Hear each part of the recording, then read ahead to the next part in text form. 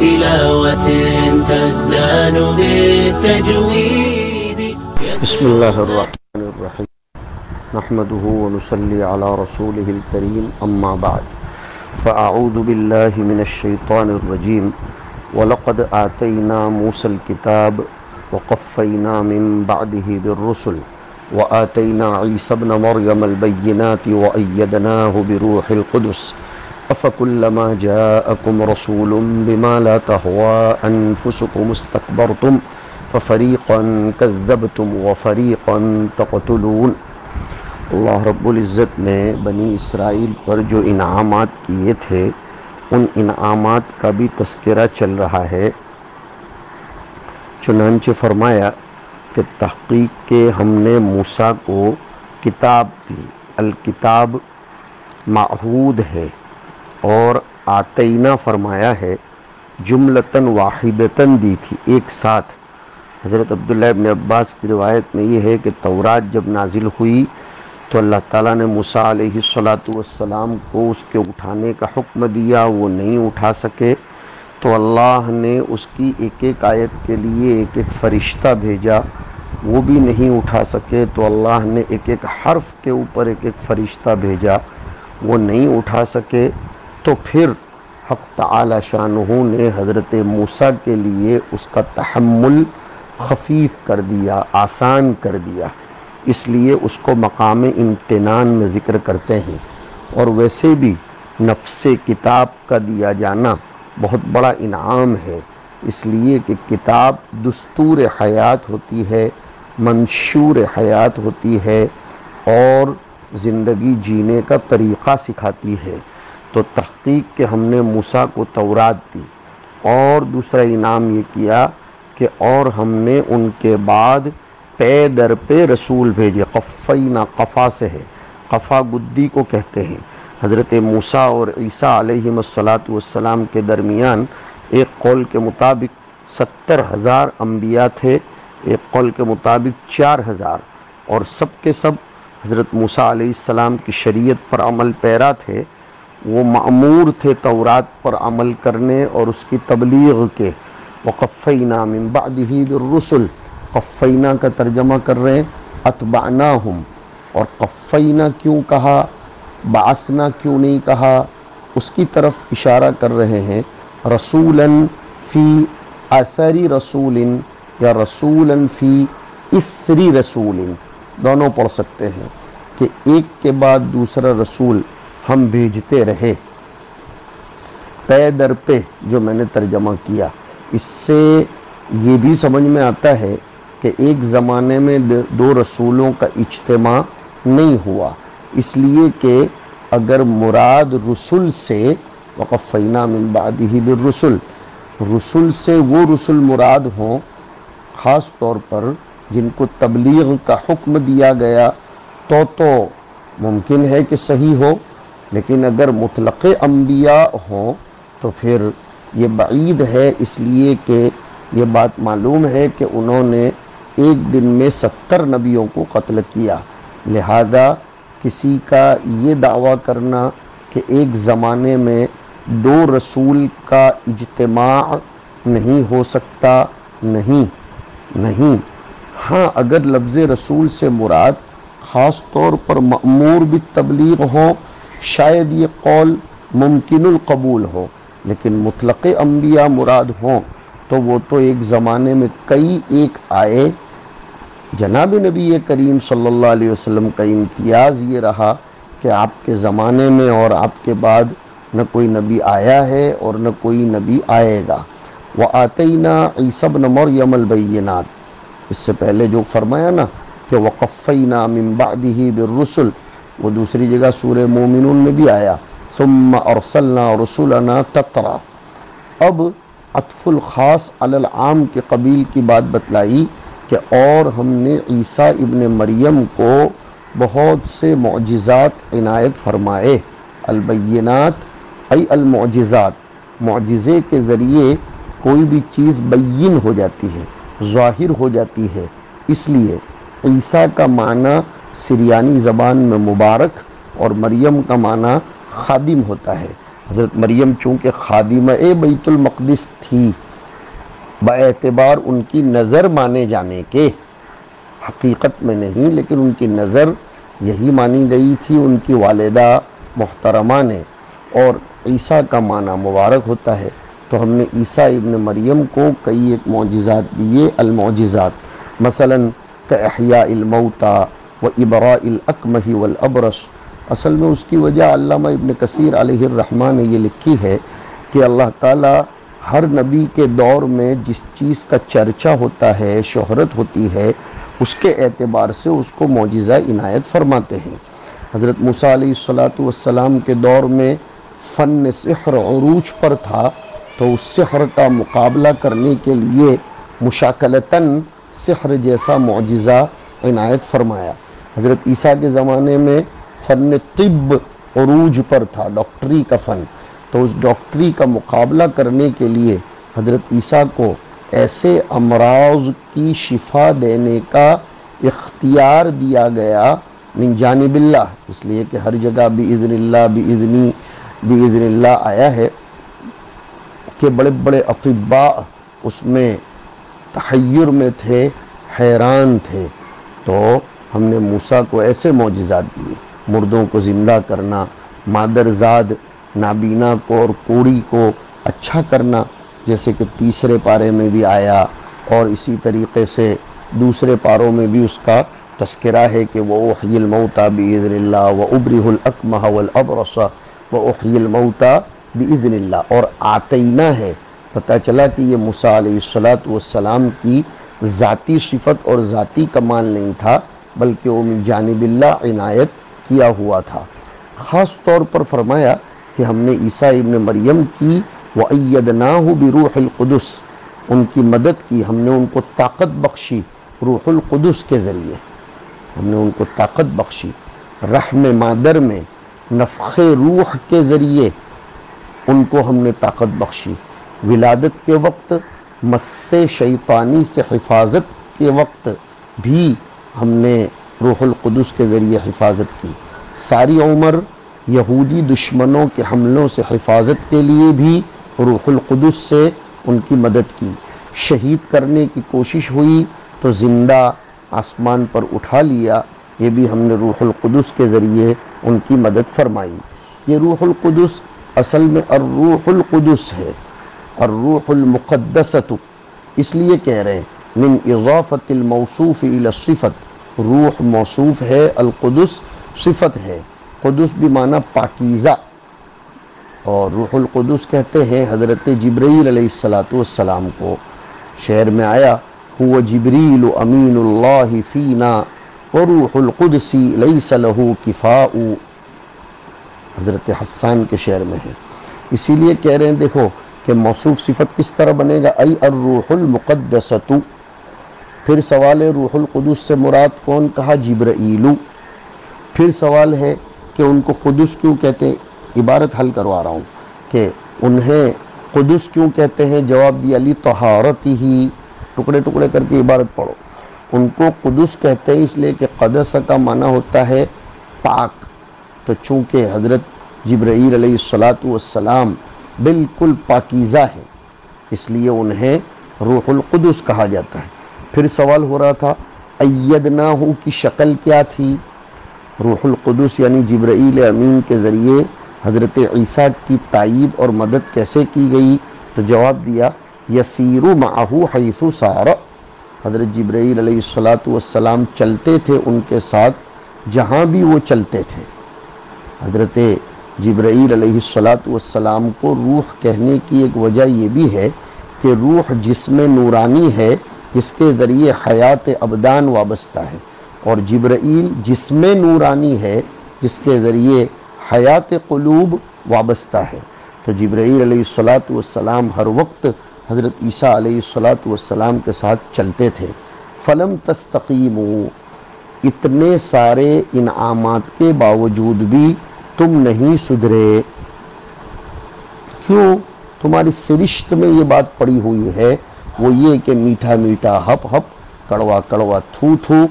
اور حضرت جبرائیل علیہ السلام کے ذریعے تو زبردست حفاظت کروائی گئی تو تمہیں تو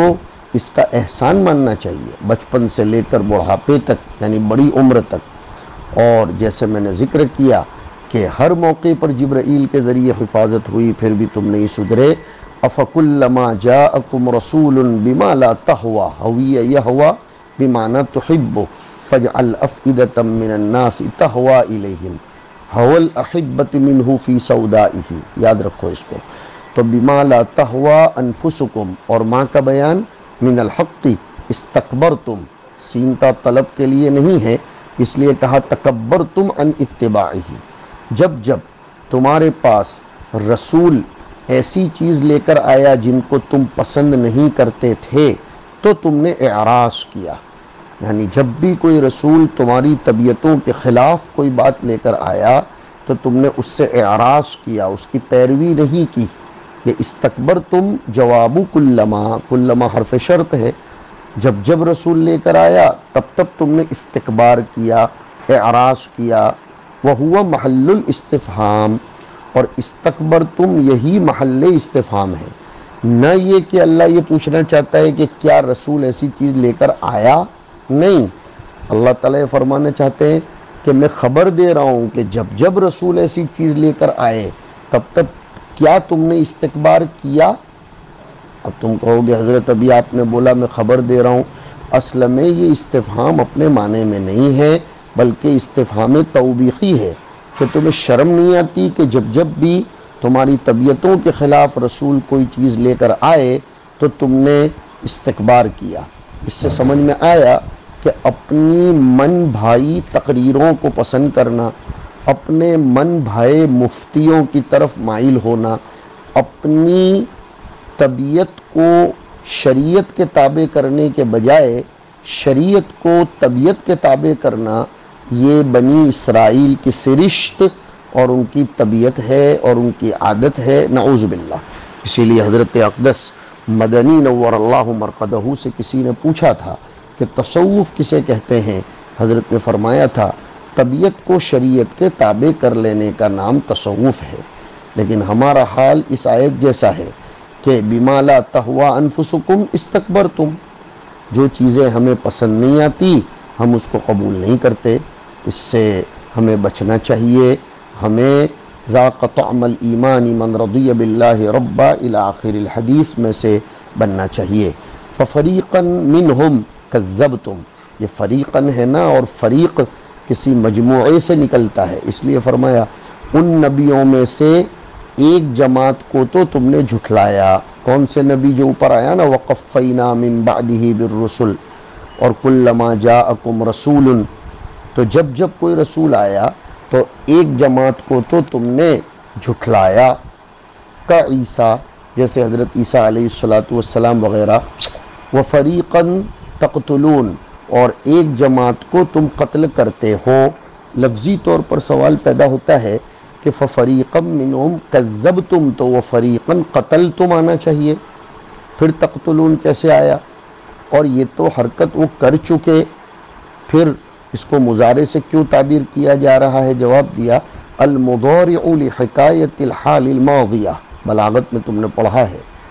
کہ زمانے ماضی میں کوئی بات ہوئی ہو تو اس کی منظر کشی کرنے کے لیے، اس کو لائیو ہو رہا ہے ایسا بتانے کے لیے، اور ایسا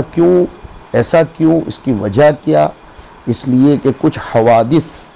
فرحت کے، مسرت کے، یا حزن و ملال کے، غم کے ایسے ہو جاتے ہیں حیات انسانیہ میں جن کو انسان کی نظریں بھلا نہیں پاتی، ہر وقت وہ اس کو اپنے سامنے ہوتا ہوا محسوس کرتا ہے، ایسا لگتا ہے ابھی ہو رہا ہے وہ۔ تو ایسے ہی قتل انبیاء اتنا گھناؤنا جرم تھا کہ آسمان کی نگاہیں اس کو بھلا نہیں سکی تھیں، اس لیے اس کو فعل مضارع سے تعبیر کر دیا، ورنہ ہے تو یہ فعل ماضی کے معنی میں۔ اور بعض علماء تفسیر نے ایک بات یہ بھی لکھی ہے کہ علماء امتی کا انبیاء بنی اسرائیل، حدیث کی سند میں چاہے کلام ہو لیکن حدیث کا متن اپنی جگہ بالکل صحیح ہے، اور جب اس امت کے علماء کو انبیاء بنی اسرائیل کا درجہ دیا گیا ہے تو اب یہ یہود کی سرشت کی طرف بھی اشارہ ہوا کہ یہود علماء امت محمدیہ کو قتل کرتے ہی چلے جا رہے ہیں، بالواسطہ بلا واسطہ، مباشرتاً یا تسبباً، اور قیامت تک ان کے دھندے یہ رہیں گے۔ تو پھر اب یہ فعل مضارع اپنے معنی میں ہوگا کہ زکریا و یحییٰ علیہم السلام، انہوں نے ان دونوں نبیوں کو قتل کر دیا تھا۔ وقالو، ان کی مزید ایک شرارت کا تذکرہ ہے کہ وقالو للنبی استہزاءً، انہوں نے نبی سے استہزاءً کہا۔ پتہ چلا کہ یہ قول ایک دوسری جماعت سے صادر ہوا تھا۔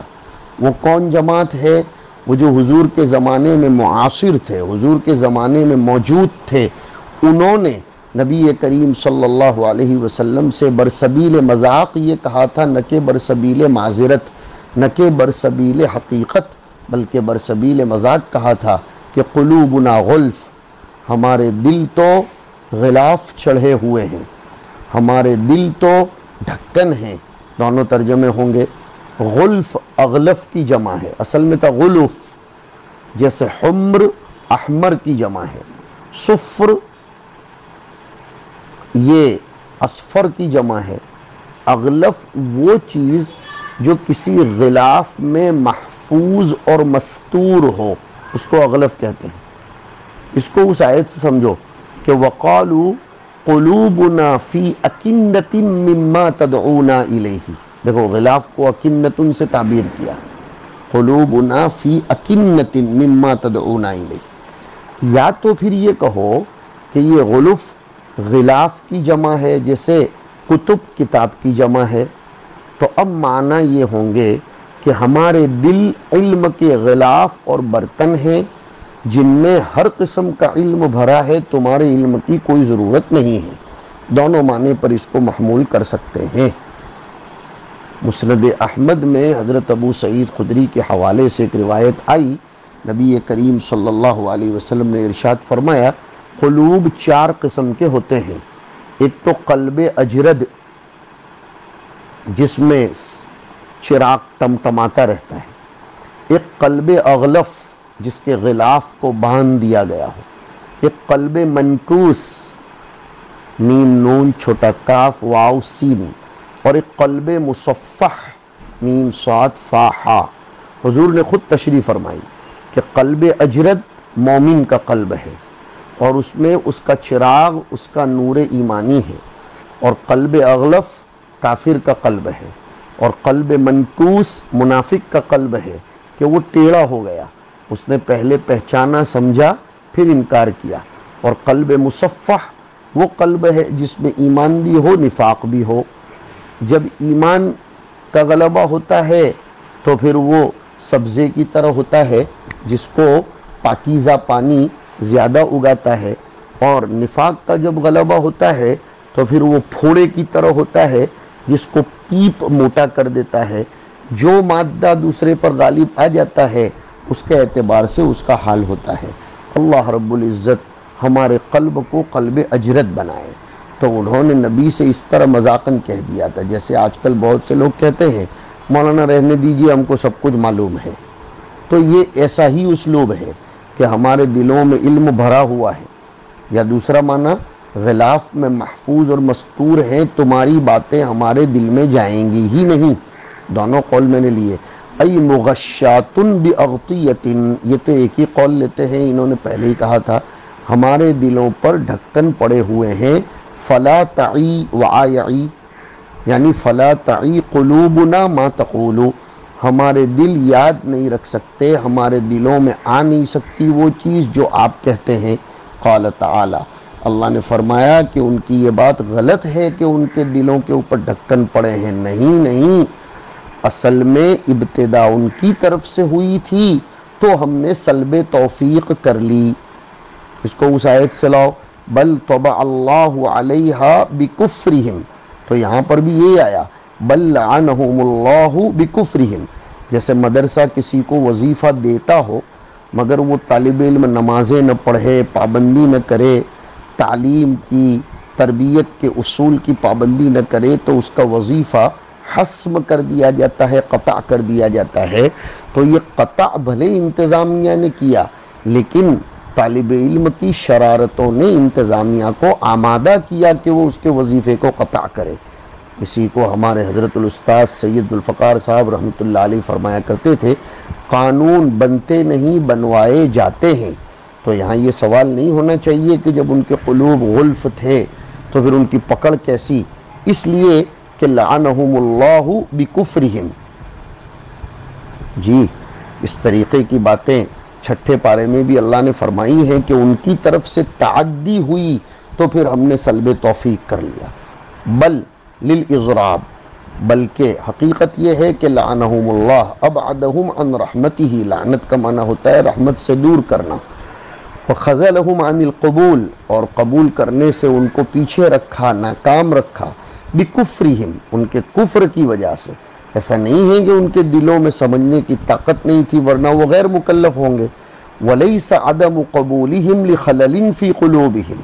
ان کا قبول نہ کرنا اس لیے نہیں تھا کہ ان کے دلوں میں کوئی خلل تھا، بلکہ بکفرہم کا معاملہ ہے۔ فَقَلِيلًا مَا يُؤْمِنُونَ، بہت کم ہے وہ لوگ جو ایمان رکھتے ہیں۔